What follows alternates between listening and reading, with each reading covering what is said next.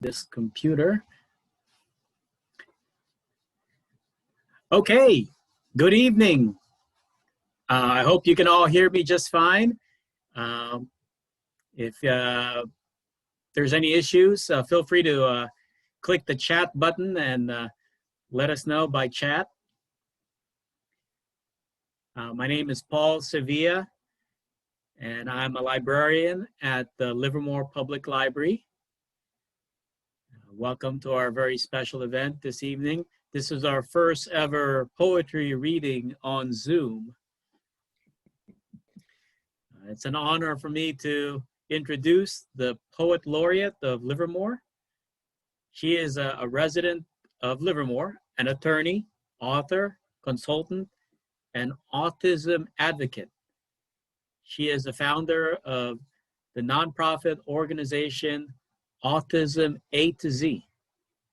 Her award-winning book, her award-winning work has appeared in 12 anthologies, such as the Chicken Soup for the Soul series, as well as numerous print and online publications. Tonight, she'll be sharing with us some poetry that she's written during this time that we're all in, or inspired by this time that we're all experiencing. So please welcome Cynthia J Patton. Hi, everyone. Okay, this is my first time doing this on Zoom, so hopefully this will all go well. Thanks, everyone, for being here. I wanted to start by sharing a little story. Back in March, before shelter in place started, Paul contacted me, and I had scheduled an event at the library. We had just concluded Poetry in a Test Tube, the city's annual science poetry contest, and we had an award ceremony scheduled at the library, I think on March 22nd. And Paul said, "Are you sitting down?" And he said, "We are the city's canceling all city-sponsored events through June." And I was trying to wrap my brain around that. And because not only were we now going to be canceling the award ceremony, but I had a whole bunch of events scheduled for April for National Poetry Month. I was rolling out a new event. I had another new event that was scheduled to start in the summer. Cowboy poetry. There was just all kinds of stuff. So, I was really upset. Paul was upset. We were all bummed out. And he said, "I hope you don't mind me, asking, but I think if I could suggest, I think you need to write a pandemic poem."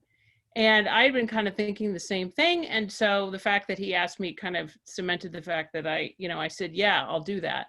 So because there was nothing else I could do at that point as Poet Laureate. So I went home and started thinking about the poem, and I was like, why did I agree to this? Like, how can I wrap my hands around, a global pandemic?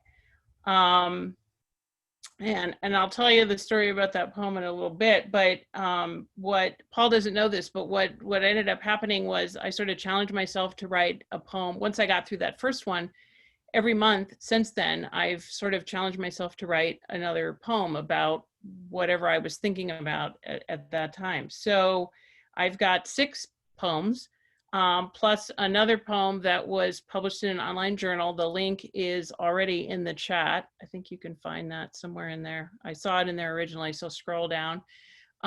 It's an online journal. It was their spring edition that they did. It was called Sheltering, and it was all about shelter in place. So I'm going to read a couple of the poems. I can unfortunately only squeeze in a couple of the poems from that, but if you want to check out more, please go check out that link. It was just a fabulous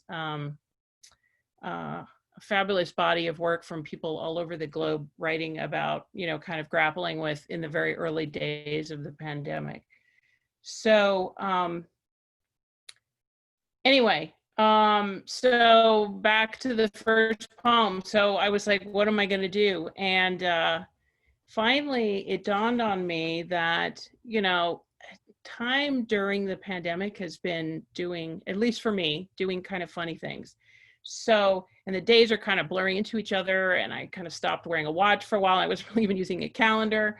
So there's a poem structure that's called a pantoum, and it's the most repetitive structure for a poem. And I started thinking, well, maybe I've never written one before, but I thought maybe I would write a pantoum, because that it just felt like it fit for the early days of the pandemic. So anyway, the first poem that I'm going to read tonight, oops, I need these. It's called Shelter in Place, a Pandemic Pantoum. Fear blankets life, its tendrils creep in dreams. We huddle indoors, knobs and switches clean, numb out with wine, stare at computer screens, hoard food and supplies, whatever we can glean. We huddle indoors, knobs and switches clean. Black swan arrives, our solace is the source. Hoard food and supplies, whatever we can glean. News grows bad, wordless screams become coarse. Black swan arrives, our solace is the source. Days blur, can't focus on things that matter. News grows worse, wordless screams become hoarse. Skies weep, we wonder when things get better. Days blur, can't focus on things that matter. Numbers soar, mutual dread expands. Skies weep, we wonder if things get better. Pink petals scattered across wet pavement. Numbers soar, mutual dread expands. Numb without wine, stare at computer screens. Pink petals scattered across wet pavement. Fear blankets, yet life's tendrils creep in dreams.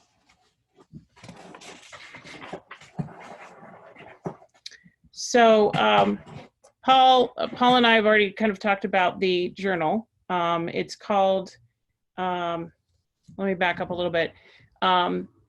Eileen Casanetto, who is the current Poet Laureate of San Mateo County, literally days after Shelter in Place started, sent out a call for submissions and was asking people to send her poems for a journal, an online journal that she was working on. And it was going to be about shelter in place. It was called Sheltering. So I had been working on this poem, and I think a couple of you that I see in who are attending, this will be familiar to them. But anyway, they're in my poetry group. But so I was working on this poem, and that was right when the reports were coming of the folks that were singing in Italy, and I knew this was the poem that I wanted to send in. So this is called Birds at Night. In the stillness of lingering night, a congregation of doves, larks, finches, and jays offer joyous chorus, a serenade to the sullen sun, excuse me, who lazes in his bed. I wish I could conjure such hope from the comfort of my fragile feathers. If only I could understand what birds must know. When dawn seems impossibly far, this is the time to let one's voice soar. So you can't really talk about a pandemic, at least in my opinion, without also talking about fear. That's been one of the kind of constant emotions that come up. It's really interesting. There's a lot of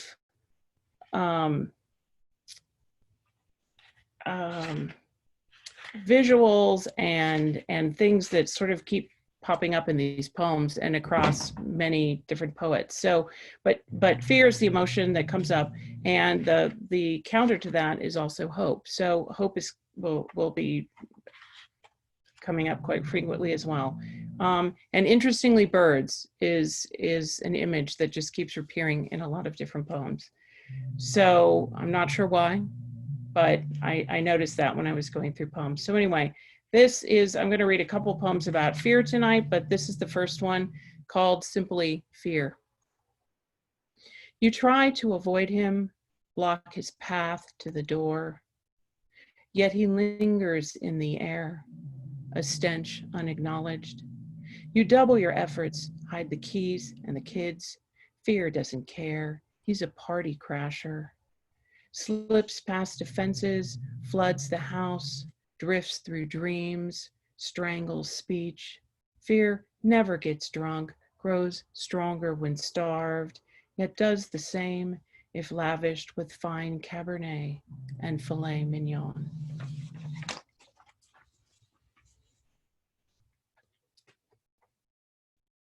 This next poem is called The Red Door. We hide behind a red door no one uses anymore, as streets overflow with silence. I don't know how to live in this brave new world. A doorknob, a package can kill. A trip to the store overwhelms. Impossible to hold fear at bay, even with dried beans, disinfectant, antibacterial soap, stacks of books. For the first time, it's a struggle to read. My brain has room for nothing but numbers. Our newly rescued cats are less jittery than me. One begins to purr as I'm squinting at charts. I put down my phone, stroke silky fur. Rain slides down vacant windows as a choir of frogs croaks in the haze. I draw the first deep breath in days, wonder what gruff future will unfold beyond the red door.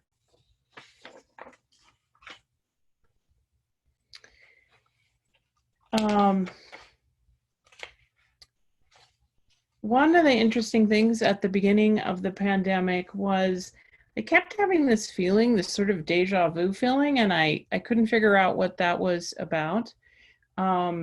Because, it's not like any of us have lived through a pandemic before. And finally, it dawned on me that for those of you that don't know, my daughter is on the autism spectrum, and she's a teenager now. But so when she was diagnosed, let me think, about 13, 14 years ago, I was pretty freaked out and pretty scared. And, shortly after that, my marriage fell apart. It was really not a good time. That's kind of an understatement in my life. But anyway, I realized after the pandemic started that I was having kind of I was sort of having that same feeling. There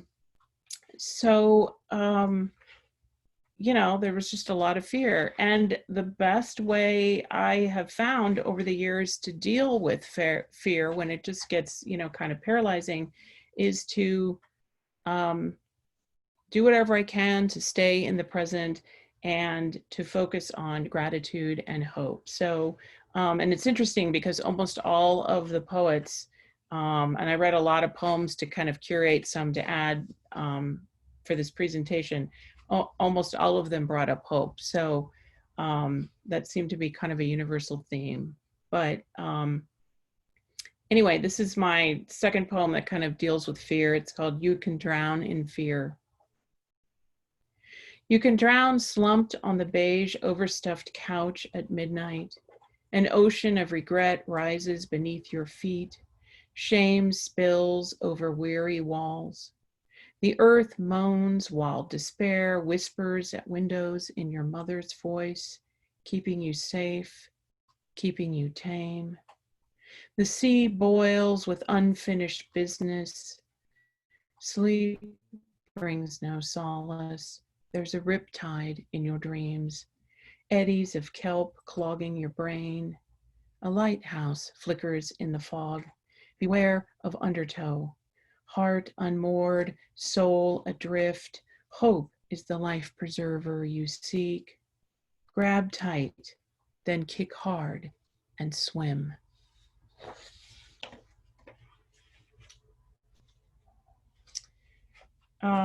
Okay, here is another pandemic poem. As we're sort of moving through the last 6 months. This one is called Life on Hold. The electrical panel needs upgrading and my garage is a wreck. A tree branch crushed the front yard, missing the picture window by an inch or less. Our so-called president is a narcissist, or worse. The roof leaked, pool tile cracked. Another unarmed Black man was killed, a woman sleeping in her bed, shot.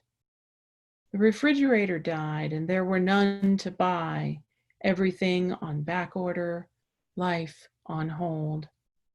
Perhaps it's just me, but what isn't breaking down, falling apart, cracking? Our lives are pulling apart at the seams. The center cannot hold. No matter how long we shelter in place, the virus slouches closer, mutates, invades our dreams. And still, the electrical panel needs upgrading. Why does this matter? In the midst of a pandemic, while the Arctic races to melt faster than the economy, after 6 deaths and 1 near miss plus protests in the streets, I bought an electric car. Not a Tesla, but a Chevy, red as blood. One small act of defiance in an otherwise obedient season. One glimmer of hope in an otherwise heartless year. Okay, so this is on social distancing by Jackie Rigoni. Isn't social distancing what we've been practicing all along? Sheltering in place inside our 6-foot radii of us, them. We install barbed wire words, unfriend childhood friends, block uncles, ghost lovers. We box up students by date of birth, classroom by classroom, wall grandparents and their war-tested wisdom in homes. We construct prisons, more prisons, and cages. We drone our brothers and sisters from such distance we no longer have to face ourselves in the whites of their eyes. Haven't we gerrymandered and ghettoed ourselves already, species by disappearing species? So this is what it takes, a 1.25 micron particle to reveal how countries are illusions from a Wuhan doctor's body, is a Daegu teacher's body, is a Tyranian mother's body, is a Venetian shopkeeper's body, is a Kirkland grandpa's body, is my body. It takes a microorganism 500 times smaller than the diameter of a human hair to infect us with this truth, that borders cannot keep us from each other, and separation has always been our sickness. So here we are, mouths behind face masks, smiling with our eyes, hands pressing hands through glass, reaching across quarantines through airwaves and screens, the way sunlight streams through the only pinhole in a wall. A California poppy oranges through cement. Water empties itself of a vase through a hairline crack without struggle.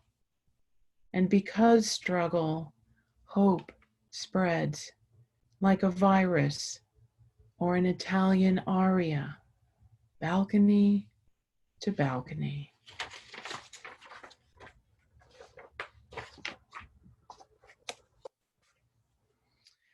Okay,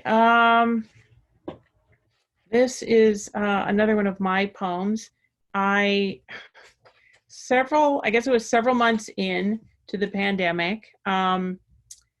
I started noticing that my married friends were complaining to me about how, not all of them, but a fair number of them started complaining that they were like stuck sheltering in place with their significant other, and how horrible it was to be with this person 24/7. They were driving them crazy. They were getting really frustrated. And at first I just thought, well, they were just complaining, and I just listened, and you know, um, and eventually it dawned on me, I think they're complaining to me because they think that, because I'm single, that somehow it's so glorious for me to be sheltering in place because I don't have a significant other bugging me. And I didn't say this to any of them, but I thought, I'd really prefer to have a significant other, sheltering in place with me. I do have my teenage daughter, but she's not very verbal. So, we're not able to really have conversations in the traditional sense. So it would be lovely to have someone here to be able to talk to. So anyway, I wrote this poem to kind of reflect on what it's like, what the pandemic is like for, folks that are single. This is called Hands. From across the table, you held my hand. Our first date, not coffee, but 4-course meal. Our arms bared, offerings on starched white cloth. Wine flowed with our words. The waitress inquired what anniversary it was. 10, 15, maybe 20. We laughed and laughed, then kissed for more than an hour beneath icy January stars. 2 years later, sitting alone at my scarred kitchen table, filled with fears I dare not speak, imagine you reading in hushed rooms, yearning as I do for sweet escape. Boredom blurs our desperate days. Just weeks ago, we drove to Berkeley, watched a one-man show, Black, queer, trans, devoured street tacos, salsa, ice cream to cool sun-drenched skin. I wish I remembered what you wore, what exactly we said. Now the skies weep and frogs croak a lonesome dirge at dusk. No one knows when isolation will end, and all I can think is what I would not give for you to hold my hand.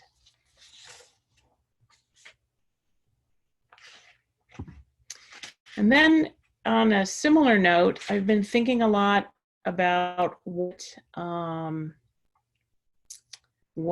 my teenager and what other teenagers or just kids in general, what they will think about the pandemic, 20, 30, 40 years from now. So this poem is kind of a reflection on that. So it's what you recall. I wonder what you will recall of this tedious, tenuous time. Will you remember that while the world worried, we never wanted for food or shelter, never ran out of toilet paper or struggled to breathe? Will you remember naming our new cats who fought nightly over who slept where, just like we fought over black jeans, unmade beds, and too much soap in the shower?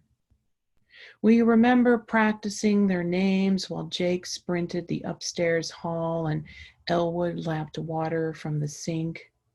Or that I purged clutter as if outdated clothes and paperwork were germs, and you asked about school until I clenched my teeth? Will you remember all the meals we cooked, all the movies we watched, all the times you assured the dog nothing bad would happen? Will you remember how hard it was to stay regulated, or my late nights crafting lists, menus, budgets, trusts, and plans B, C, and D? What will stick with you? Fear or fun, boredom or well-deserved break? When you think back, Will you recall me, haggard and shaggy-haired, white roots exposed, or smiling, face flushed with laughter, grateful to have you sheltered with me, the way I shall recall you. One of the other poems from the online journal that we talked about earlier is this one. It's written by Lee Herrick. He lives in Fresno and teaches at Fresno City College. He's the author of several books of poetry, and he served as Fresno's Poet Laureate from 2015 to 2017.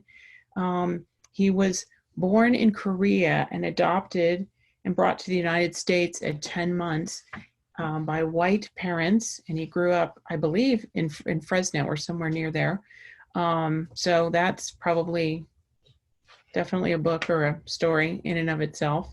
So anyway, he submitted this poem, which I just love. So it's called "The Birds Outside My Window Sing During a Pandemic."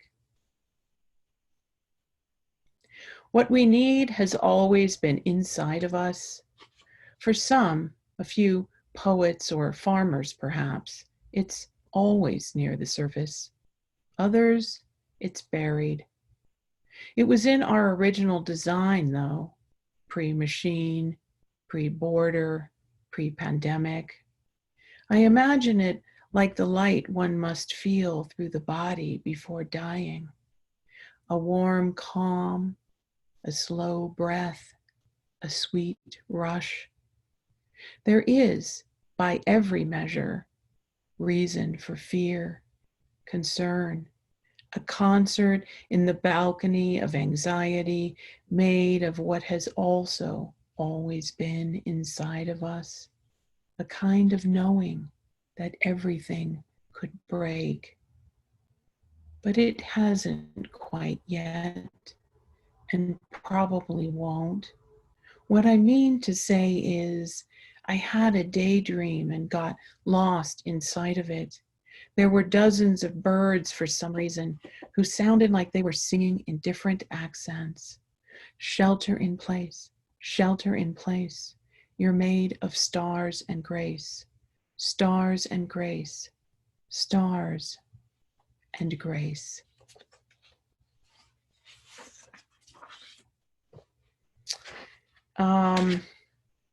Okay, one last pandemic poem for me. This one is called "Numbers Don't Lie." I check the numbers constantly, as if knowledge alone could flatten the curve.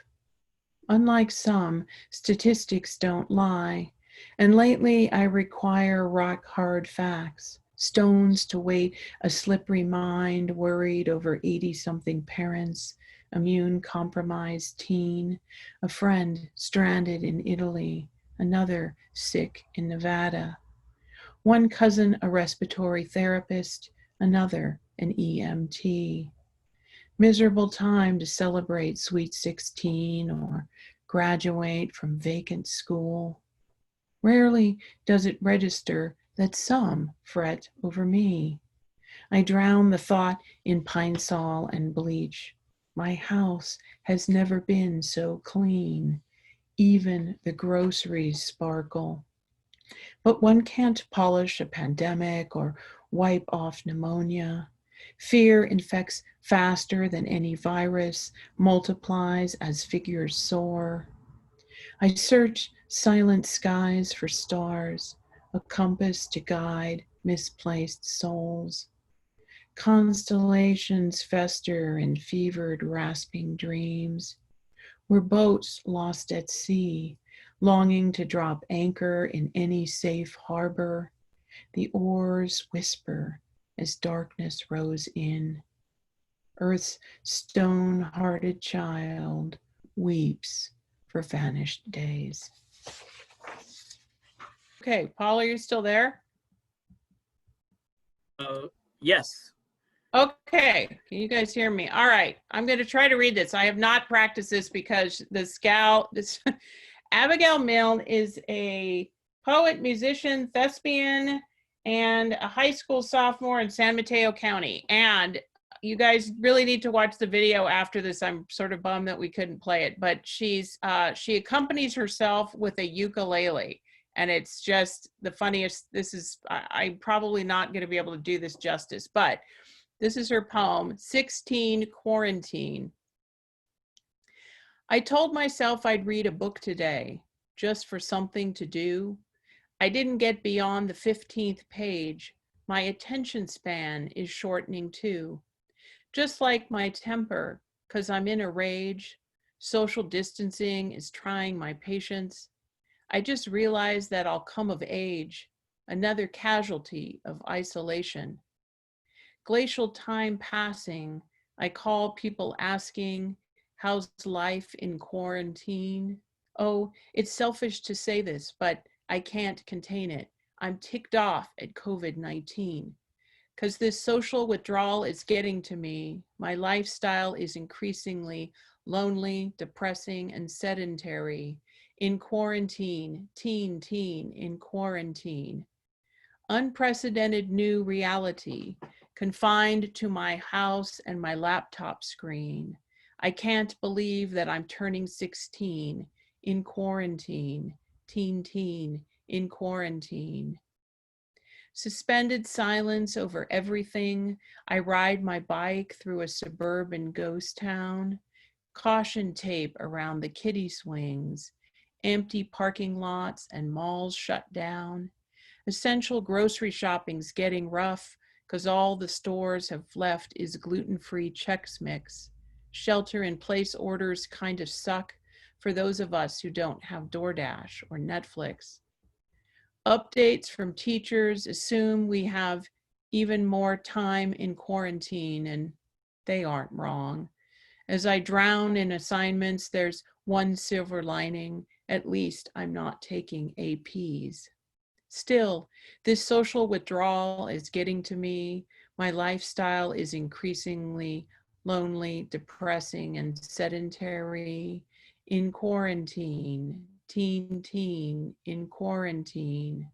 Unprecedented new reality, confined to my house and my laptop screen.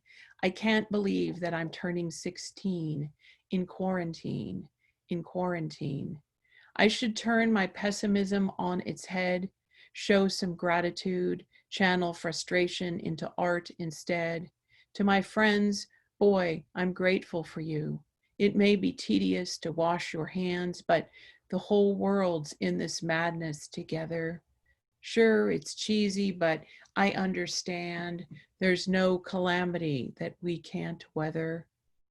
Social withdrawal, paradoxically, could bring us together in community, a weird kind of bonding opportunity in quarantine, in quarantine.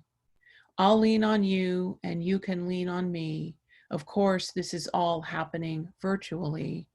We'll still comply with the mandatory state quarantine. Don't make a scene. COVID-19, I'm just 16 in quarantine.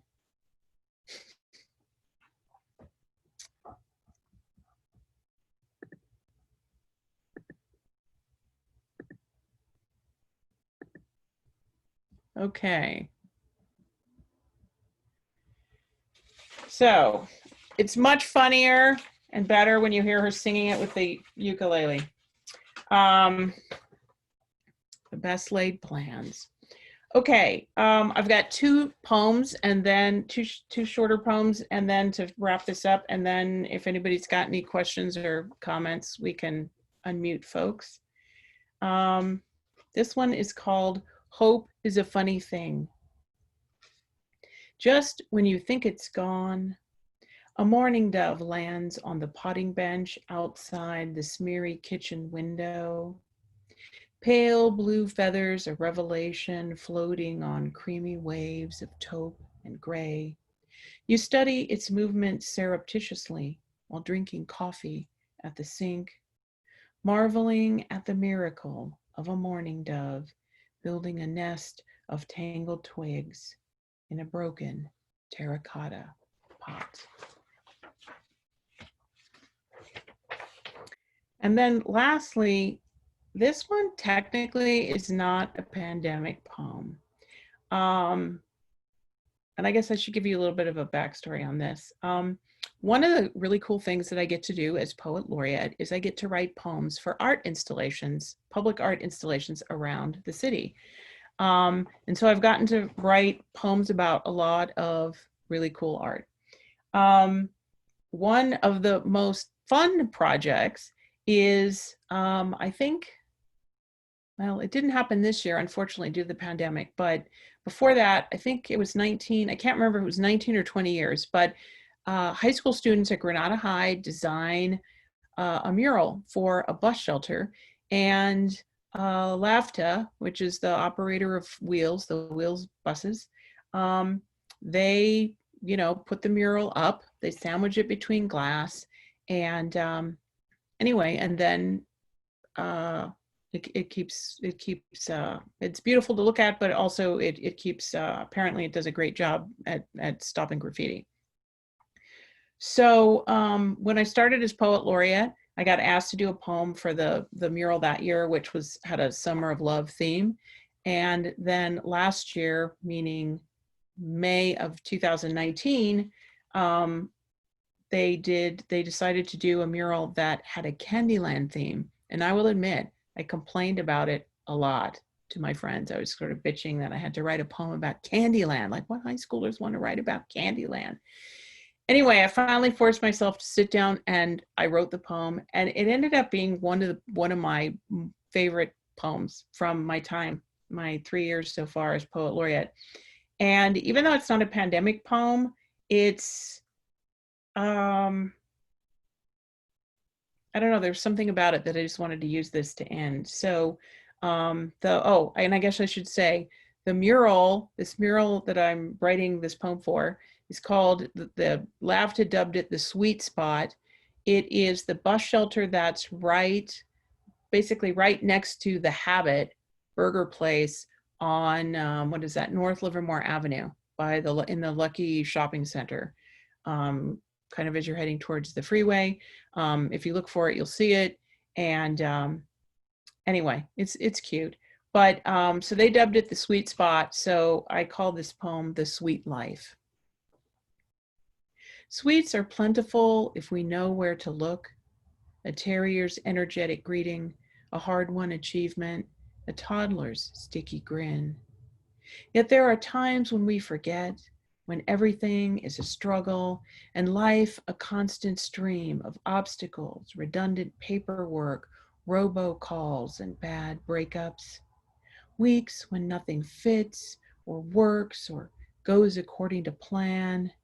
Days when we want to give up or give in. When food tastes bland and even a best friend bores you. It's tempting to think, wouldn't life be wonderful if it were more like Candyland? If we could drive past peppermint signposts and pluck cotton candy from the clouds. If roads were marked with gumdrops and hills covered with never-melting ice cream. If the Milky Way were made of Hershey's kisses that fell like shooting stars, wouldn't life be sweeter?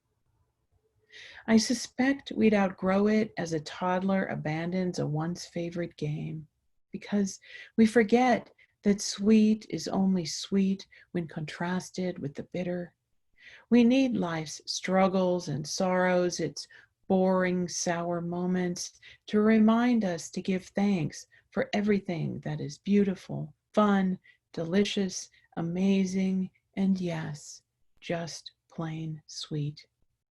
When we are overwhelmed and life comes at us like a bullet train, stop, take a breath, and remember that without these bad times, we would never learn and grow. Today, the world may seem a slow slog across a featureless plain of blah, but the sweet life waits just around the corner, if only we know where to look.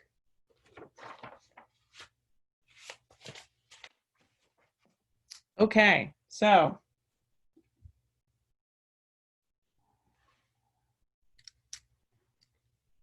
Paul, are you Okay. there? Yes, I'm Okay. here. Let me get on screen with you. Okay. Okay, let's see. Let me switch to gallery view. Come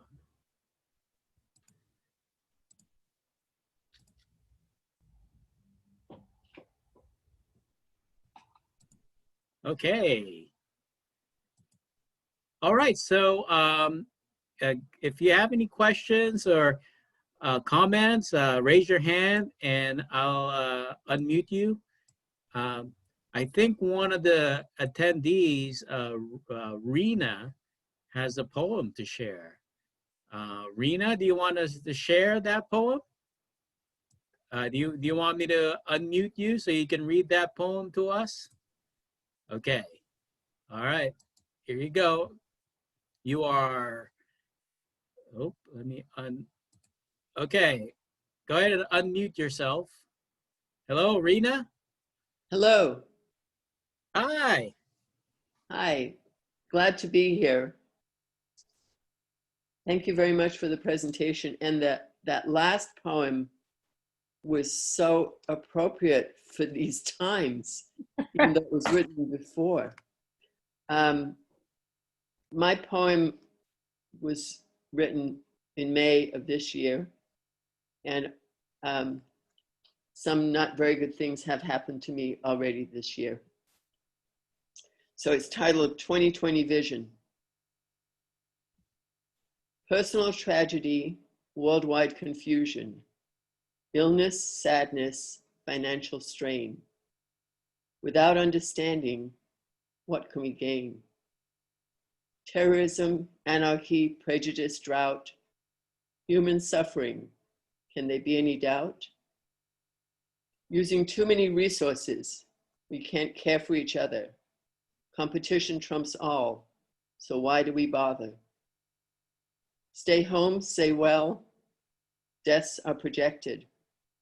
Cover your face. Do we feel protected? This virus changes all. We're isolated but alive. Science and heroes are needed. How long will humans survive?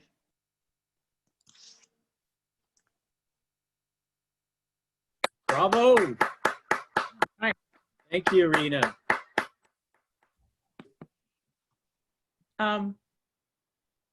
That reminds me, several people who are ironically not here tonight, but several people had asked me, you know, when are we going to be able to share our poems about the pandemic? So Paul and I, shoot, now I can't even remember what the date was, October 26th? Am I remembering that Yes, correctly? Monday, October Monday. 26th. Okay, we don't have a name for it yet. We may just call it Pandemic Poetry 2. But on October 26th, we're going to have something, an open mic of sorts. We need to work out some of the details, but I may have people submit poems to me, or just let me know if you've got poems. But anyway, I will be sending that out in my newsletter. But we're going to be having, you know, a space where people can share, you know, other writers from the area can share their poems as well. So kind of a companion to tonight's event. That's really good poem from Rena. Yes. Yeah, so Rena, I hope you will bring that back. I can do that. Yes. Anyone else have a question or a comment? If you're shy, you don't want to be, you don't want to hear your voice, you can type it in the chat and we'll read it. Oh, we got some nice comments here. I don't know if you can see the chat, Cynthia. We got a oh yay from Gail Naylor. Daniela Fritter says, thank you, Cynthia. That was great. Enjoyed your cat too. Yeah. A lot of people enjoyed your cat. Oh, my cats were in You want to the, yeah. introduce your cat to us? Yes, this one. If you can see him, that's Elwood. anyway, Elwood. they were fighting in the hallway outside a little earlier, so I was like having to kick the door shut so that you guys all didn't hear that. But anyway, they both wanted to be on video, but only one ended up being here, so I guess that's a good thing. Yeah, they managed to get in they Zoom bombed just about everything I'm in. It doesn't matter what room in the house I'm in. I'm actually like, in a room that I thought they wouldn't be coming in, but downstairs, upstairs, they want to always be on camera, apparently. Anyway, so Elwood seems like a really nice cat. Really good. Yes, Elwood and Jake. It's hard to tell them apart. They're both gray and white tuxedo cats, but anyway, they're characters for sure. Anyway, they've been very entertaining during the pandemic.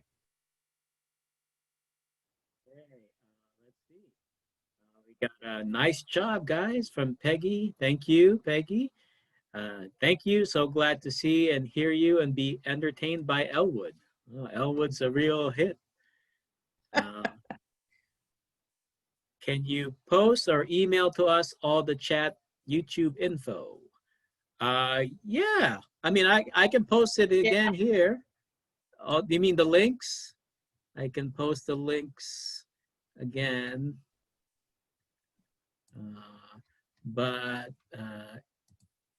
Yeah, if you like, let's see, who's Kathleen Streeter. If you'd like to give me your email at the end, I can email you the links.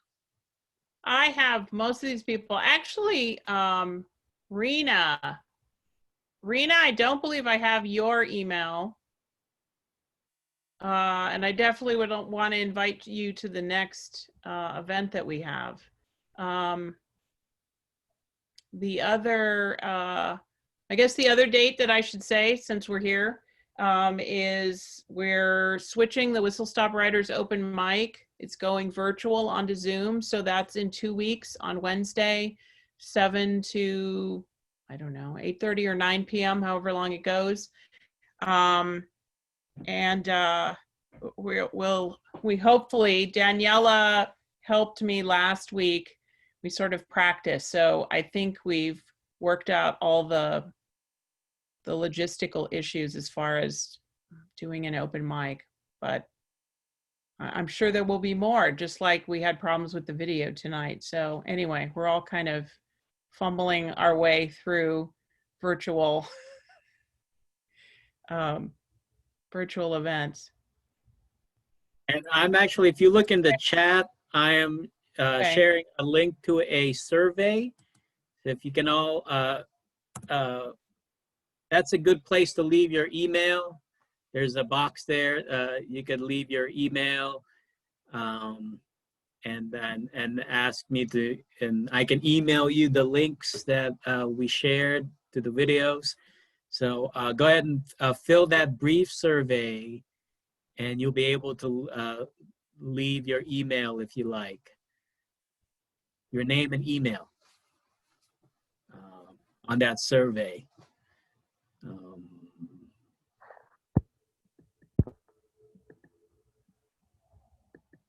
Any other questions? Or maybe include the links in the newsletter. Do you have a newsletter, Cynthia? I don't, but I can definitely include those links in the next newsletter. Yeah, that's easy to do. So.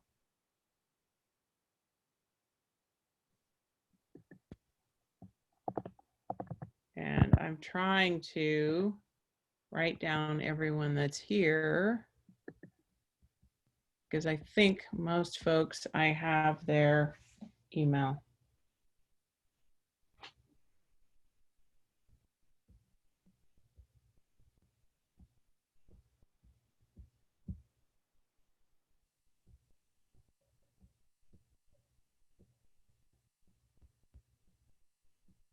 Okay. I'm going to share the link to the survey again. So yeah, be sure to fill out that survey. And you can also leave your email, your name and email in that survey.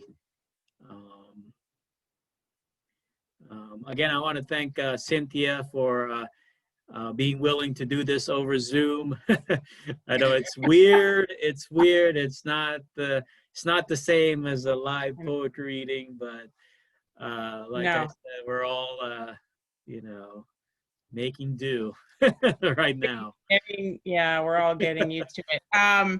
Yeah, it's funny. Well, I mean, initially, just reading poetry out loud was, you know, strange. So once I got used to that, now apparently I need to now get used to doing it on Zoom. So yeah, between doing virtual events and then my daughter's school, I'm over, I used to just really not like video, but I've gotten over that.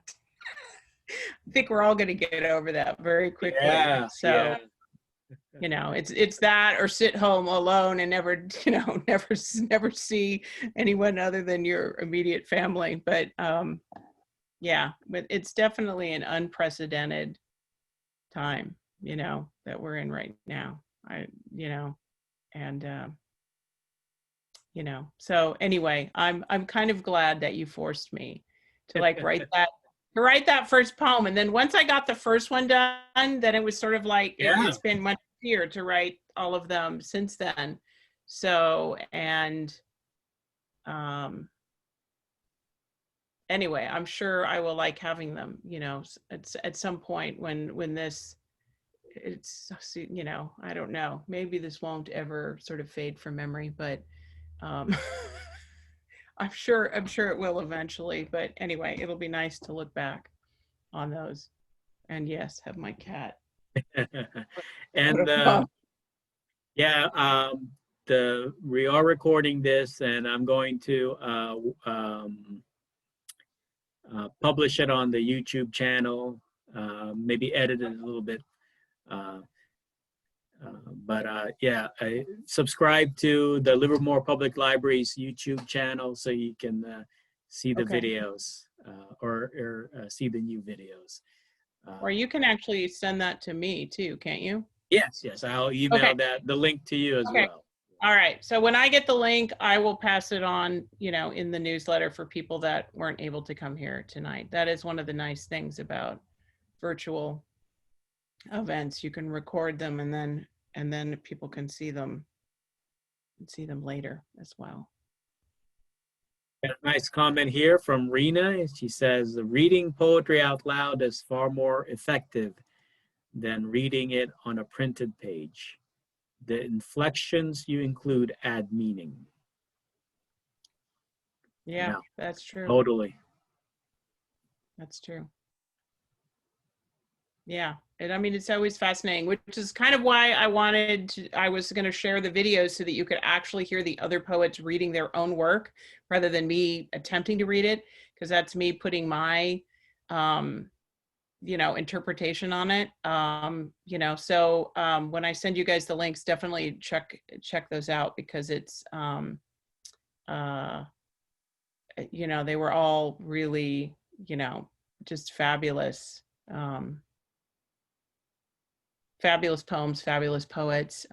Jackie had a whole little video with music that went with hers, and Abigail, the teen, playing her ukulele, sitting in her bedroom, strumming along, is just, I mean, phenomenal. That kid is just really talented. So, and then, yeah, I will also include the link.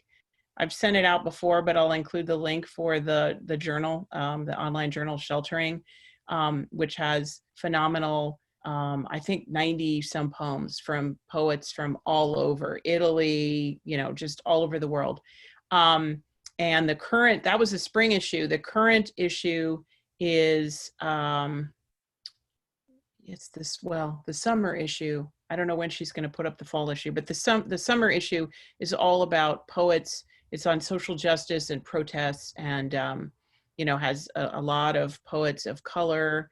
I think predominantly poets of color. It's also just some really, phenomenal, work. So anyway, so you guys can check that out. And I don't know if anyone has anything else. Thank you Okay. all. Yeah. Thank you. Thank you very much, Cynthia J Patton, our beloved poet laureate. Thank you. And thank you to everyone who's here. Yeah. And we'll see you all hopefully on October 26th for our poetry slam. Yeah. Anyway, yes. So thank you. And Okay. bye-bye. Thanks for having me. Okay. Bye, everyone.